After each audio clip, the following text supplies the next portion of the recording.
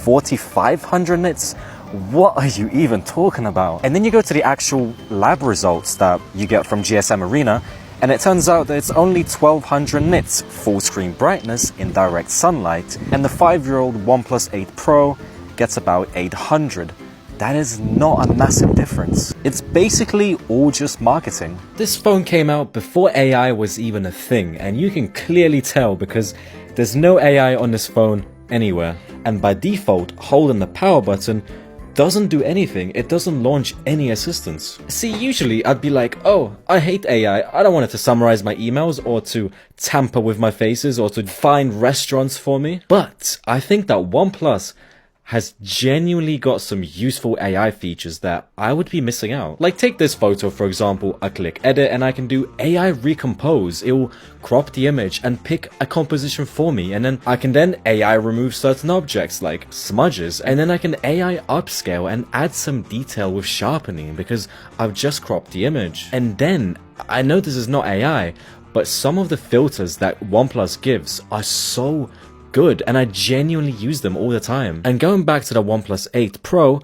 none of this AI stuff exists, and not even the new filters. It's not a big deal, but I would miss those things. And then speaking of the camera, hardware-wise, not much has changed, but then software-wise, they cooked. In low light, look how quickly I can take a night mode image with my new phone, and then if I take the 8 Pro, I have to specifically go into night mode because it doesn't trigger night mode by itself. And then the processing takes so much longer. And it gets even worse when you try to use the zoom camera because on the OnePlus 12, it takes a good second to process, and on the 8, you can't even use night mode on the zoom camera, so you have to go into regular mode. And then the detail is completely crushed. The quality is not even remotely close. And this isn't just a thing with OnePlus phones. Since 5 years, companies have really improved the camera software, maybe not the hardware, but definitely the software. That makes no sense. This 5-year-old phone has a bigger ultra-wide than most other flagships, even the newest S25 Ultra. How does that make sense? And that's if you even care about the camera. Now, while testing the phone, something terrible happened. I broke it. Let me explain what happened. So the night before my day out, I was charging it overnight, and then again, this happened. Bro, how scary is this? I'm trying to sleep and this thing just randomly wakes me up with this scary light. And when it was fully charged in the morning, I almost broke it. But that's just subtle foreshadowing. It was the calm before the storm. The phone was working perfectly fine. I was even thinking, wow, apart from the broken screen, I can barely notice the difference.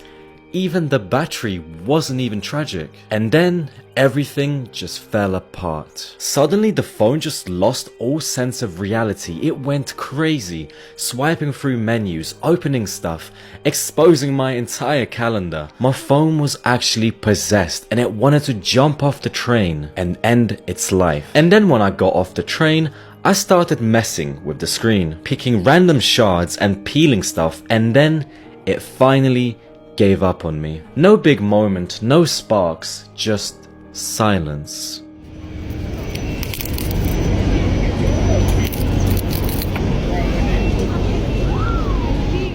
And in a strange way, it felt right. It's been holding on to me, and now more than ever, it felt like the right time to say goodbye. It didn't feel like I broke the phone. I set it free. I loved using this phone, and the only reason I upgraded is because I cracked it before.